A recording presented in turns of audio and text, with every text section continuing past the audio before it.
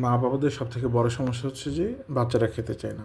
আজ আমরা জানবো যে 6 থেকে 14 বছর বয়সের বাচ্চাদের এই ব্যাপারে আমরা কীভাবে ডিল করব।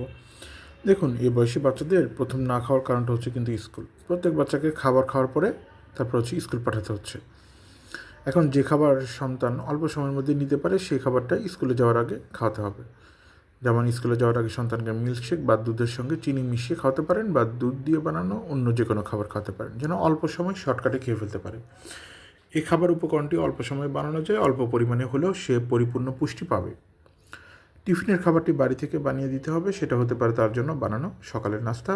স্কুলের টিফিনটি সন্তানের পছন্দ মতো খাবার হতে হবে, না হলে কিন্তু সে খাবে না। অনেক বাচ্চা স্কুলে না খেয়ে থাকে, টিফিনে জাঙ্ক ফুড খায়, বিষয়টা কিন্তু অভিভাবকদের খেয়াল রাখতে হবে।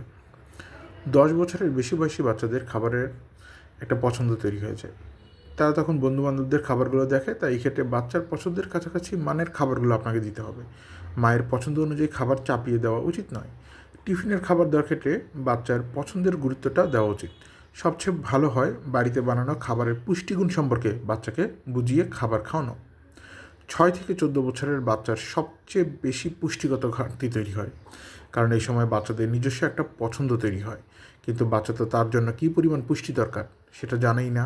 ফলে সে যে খাবারটি খায় তাতে পরিপূর্ণ পুষ্টি থাকে না, তৈরি হয় ঘাটতি। এই বয়সী বাচ্চাদের জন্য একটা বা দুটো ডিম, এক টুকরো মাছ বা মাংস, 1 গ্লাস দুধ অবশ্যই রাখতে হবে। এই উপকরণগুলো কীভাবে খাদ্য তালিকায় যুক্ত করা হবে সেটা তার পারিবারিক খাবারের ধরনের উপর নির্ভর করে। কেউ সরাসরি দুধ খাবে, কেউ পুডিং খাবে, কেউ খাবে মিল্কশেক। অর্থাৎ যে মিল্কশেক খায় তাকে যদি সরাসরি দুধ খেতে দেওয়া হয় তাহলে সে কিন্তু সেটা খাবে না।